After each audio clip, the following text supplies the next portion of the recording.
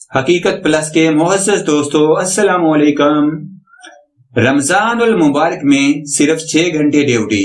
رمضان المبارک میں دفتری اوقات کا شیڈول تبدیل کرنے کے لیے سمری وزیر اعظم آفس کو موصول ہو گئی۔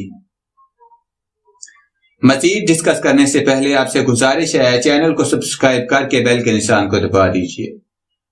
رمضان المبارک میں دفتری اوقات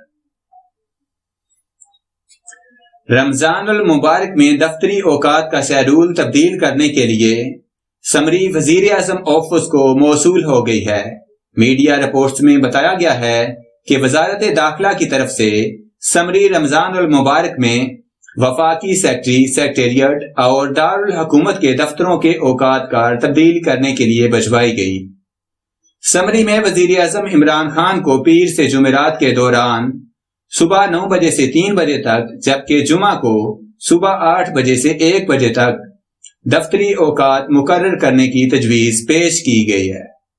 وزیر اعظم عمران خان کی منظوری کے بعد وزارت داخلہ رمضان المبارک کے لیے دفتری اوقات کار کا باضابطہ نوٹیفیکیشن جاری کر دے گی، جبکہ دوسری جانب رمضان المبارک میں بجلی کی زیادہ سے زیادہ فراہمی اور کم سے کم لوڈ شیڈنگ کے حوالے سے حکومت نے منصوبہ بندی کر لی ہے۔ حکومت نے رمضان المبارک میں بجلی کی لوڈ شیڈنگ کو کم رکھنے اور صنعت کو زیادہ سے زیادہ بجلی کی فراہمی کے حوالے سے بیک اپ پلان تیار کر لیا ہے۔ میڈیا رپورٹس کے مطابق ذرائع نے بتایا ہے کہ وزیر اعظم عمران خان نے بیک اپ پلان کے حوالے سے سختی سے ہدایت جاری کی ہے کہ اس مرتبہ لوڈ شیڈنگ کم از کم ہونی چاہیے۔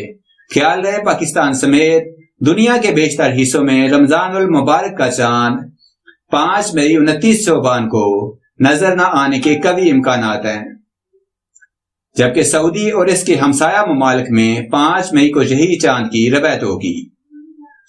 تاہم پاکستان اور خطے کے دیگر ممالک میں پہلا روزہ منگل 7 مئی کو ہوگا۔ سابق ڈائریکٹر اور معروف سائنسدان پروفیسر ڈاکٹر شاہد قریشی کے مطابق رمضان المبارک کے چاند کی پیدائش 5 مئی 2019 کو پاکستان کے وقت کے مطابق صبح 3:45 پر ہوگی اور غروب آفتاب کے وقت چاند کی عمر 15 گھنٹے اور 18 منٹ ہوگی۔